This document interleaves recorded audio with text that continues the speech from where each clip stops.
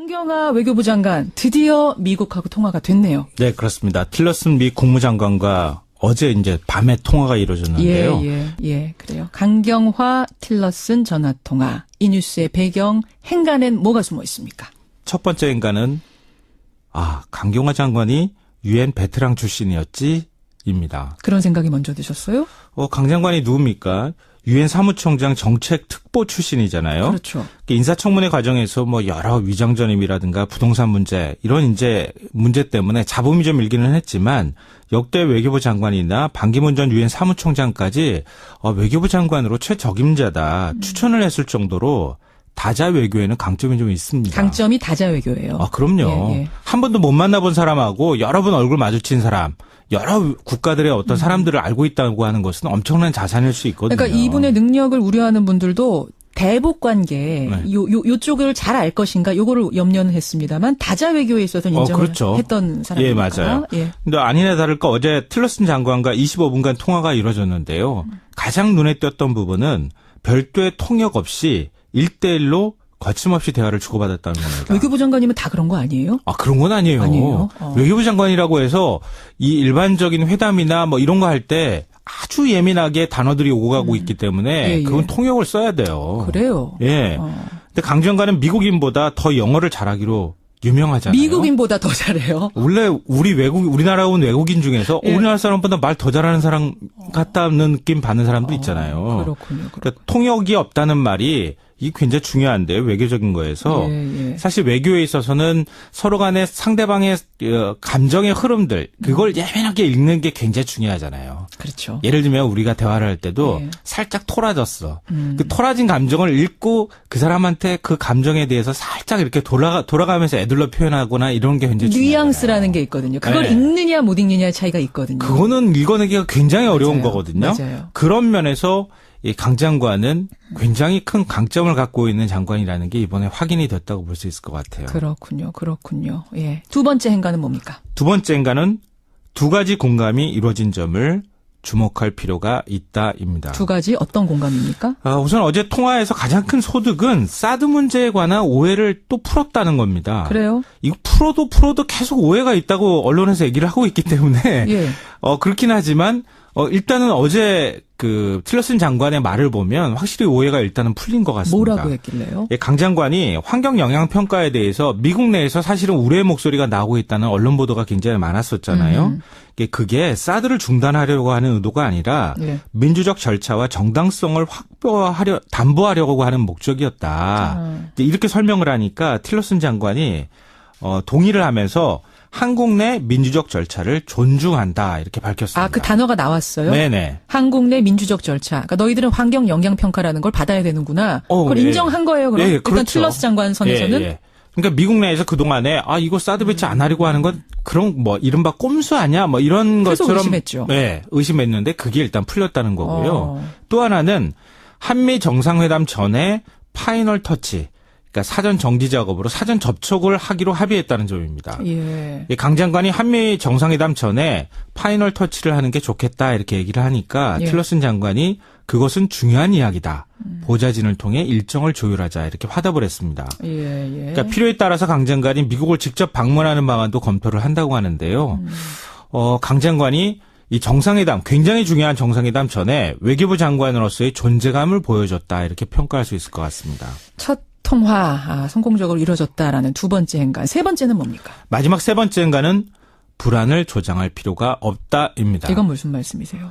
우리나라 일부 보수 언론 요즘 보도태도 보면요. 한미 간에 엄청난 긴장, 엄청난 갈등이 있는 것처럼 자꾸 긁어부스럼을 만드는 것 같은 보도태도를 보이거든요. 이제 문정인 특보 발언 같은 거 크게 이슈화된 부분들. 네, 그것도 거예요? 사실은 굳이 그렇게까지 얘기 안 해도 되는데 트럼프가 환경 영향 평가 문제에 대해서 경로했다, 욕설까지 했다, 이러면서 마치 상황이 진노한 것처럼 보도하는 그런 보도태도도 있거든요.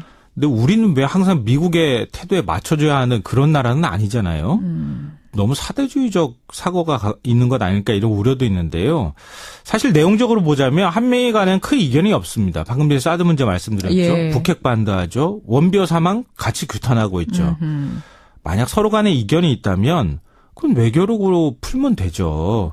설득하고 믿음을 주고 이런 시간이 좀 필요한 거거든요. 그래요. 그러니까 강경화 외교부 장관이 시험대에 섰고 잘 해내리라고 앞으로 좀 믿고 싶습니다. 여기까지 오늘의 행간 김성환 씨 수고하셨습니다. 네, 고맙습니다. 지금 강경화 장관이 주말 오후부터 일하기 시작했는데요. 그동안 전직 사무총장 둘과 현직 사무총장과 직접 통화를 했다고 합니다. 그리고 앞으로 한미 정상회담을 비롯한 각종 외교 현안에 있어서 협조를 약속받았다고 하네요. 야, 과연 주말에 미국에 자기가 스스로 전화해가지고 번호 딴 것도 대단하잖아.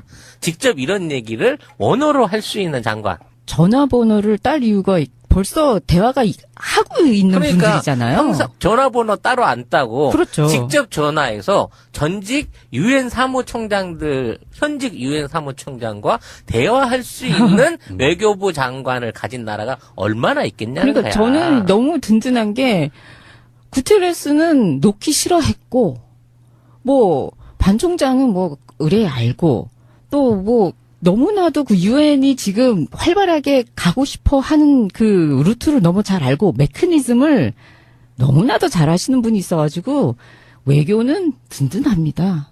든든합니다. 미국에서도 그렇게 오래 생활을 하셨고 트럼프가 어떻게 그 예측을 하고 어떻게 발동을 걸 건지 자체를 그냥 페이스 조절을 잘만 하시면 될 것 같아요. 그리고 특히 이번에 이제 국민 외교를 천명하면서 북핵에 능동적으로 대치하겠다는 얘기를 했어요. 나는 이 얘기가 그냥 허투루게 그냥 말로 던져보는 수사가 아닌 것 같아. 아니죠. 강경화 라인에 있어서의 어떤 강력한 대북하고의 연결고리 또는 이 외교적인 고리가 곧 발휘가 되는 모양을 볼 수 있지 않을까 하는 기대감을 가지고 하는 멘트를 들었거든요. 아, 이분은 콩고하고도 일을 했었고 시리아하고도 일을 했었고 그 북한하고 직간접적으로 외교를 하는 나라들하고 이미 접촉을 하고 일을 하셨던 분이라서요. 김정은하고 어떻게 그 딜을 해야 되는지도 이미 파악을 하고 계시리라고 저는 믿고 있어요.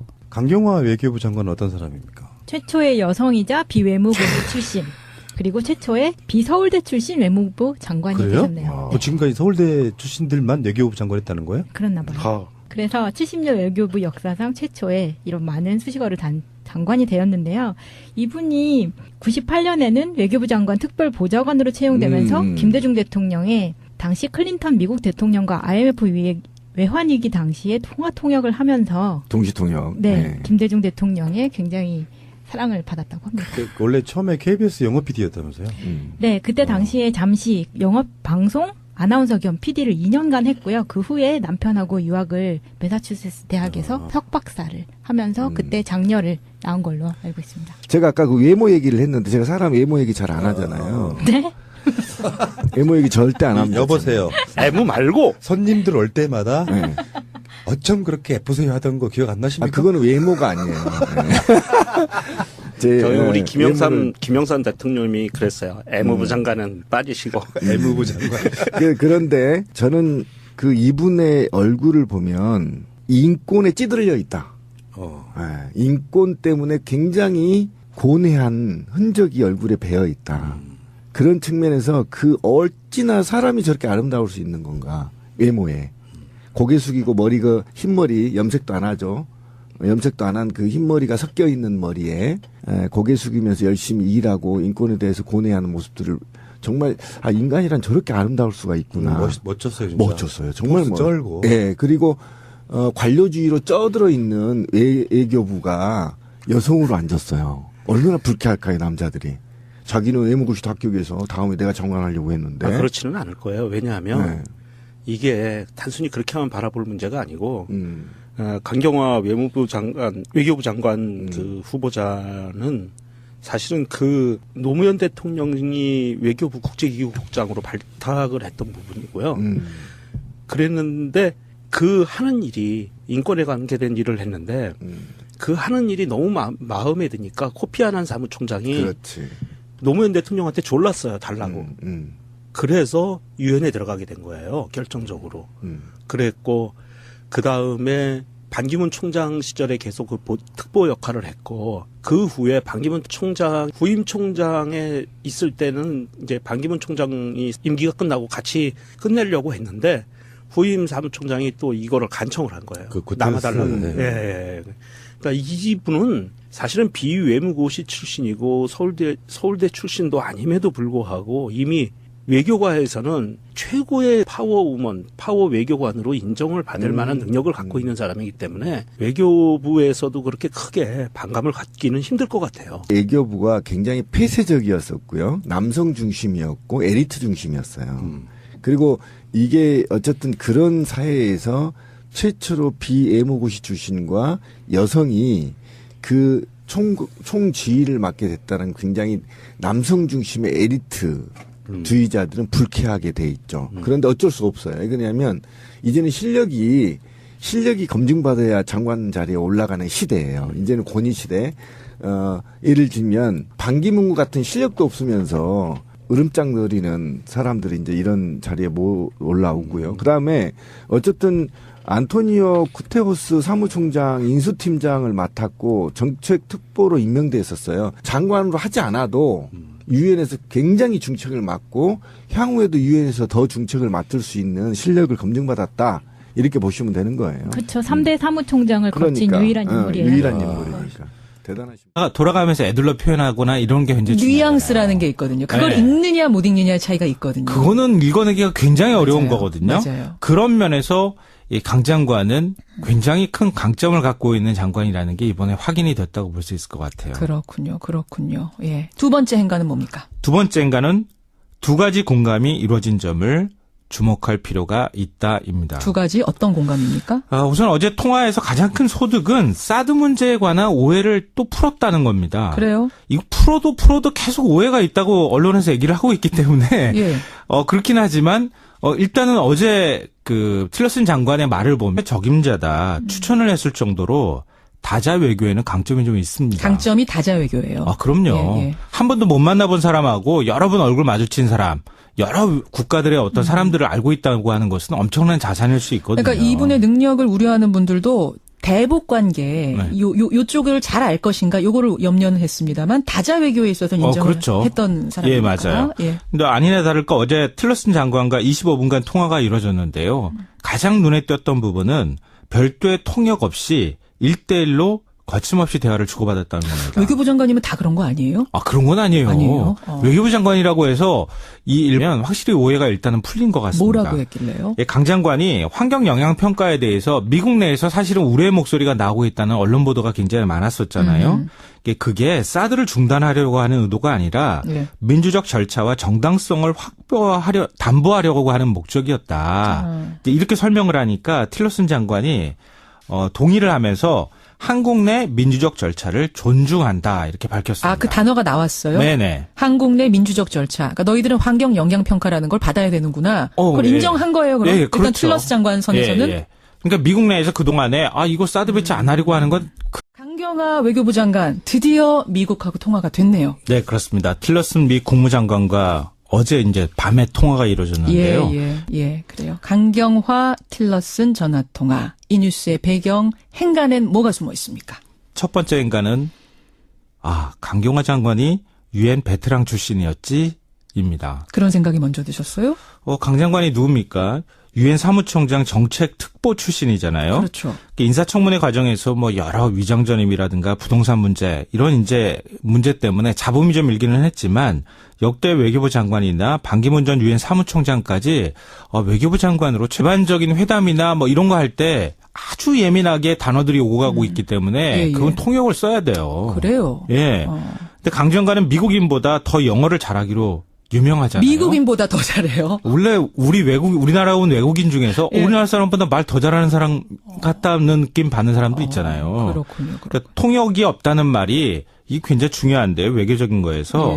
사실 외교에 있어서는 서로 간에 상대방의 감정의 흐름들 그걸 예민하게 읽는 게 굉장히 중요하잖아요. 그렇죠. 예를 들면 우리가 대화를 할 때도 살짝 토라졌어. 그 토라진 감정을 읽고 그 사람한테 그 감정에 대해서 살짝 이렇게